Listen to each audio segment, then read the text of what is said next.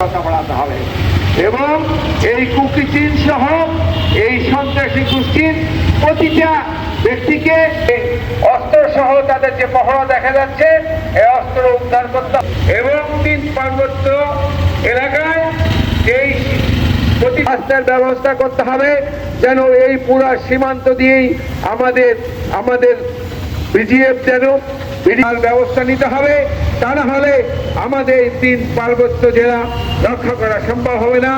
আজকের এই এই দাবি দেওয়া পূরণ করতে হবে, তা না হলে এই সরকারের বিরুদ্ধে আমাদের দেশের সমস্ত জনগণকে নিয়ে একটা দুর্বল আন্দোলন গড়ে তুলবে ইনশাআল্লাহ।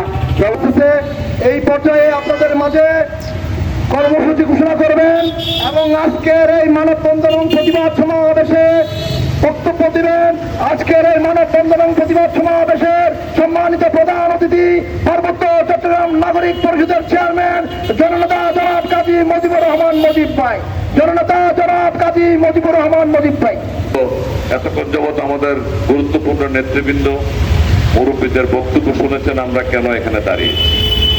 একটা বিষয় পরিষ্কার, 1997 সালের 2 ডিসেম্বর পার্বত্য চট্টগ্রামে বিরাজমান সমস্যা সমাধান করে শান্তি প্রতিষ্ঠার লক্ষ্যে যে চুক্তি হয়েছিল, সেই চুক্তিকে আমরা বলি পার্বত্য চুক্তি। এই চুক্তিটা মূলত হয়েছিল পার্বত্য চট্টগ্রামকে ভারতের হাতে তুলে দেওয়ার একটা ষড়যন্ত্র। এটাই ছিল চুক্তির মূল বিষয়। এবং সেই চুক্তিতে 246টা সেনা ক্যাম্প প্রত্যাহার করা হয়েছিল।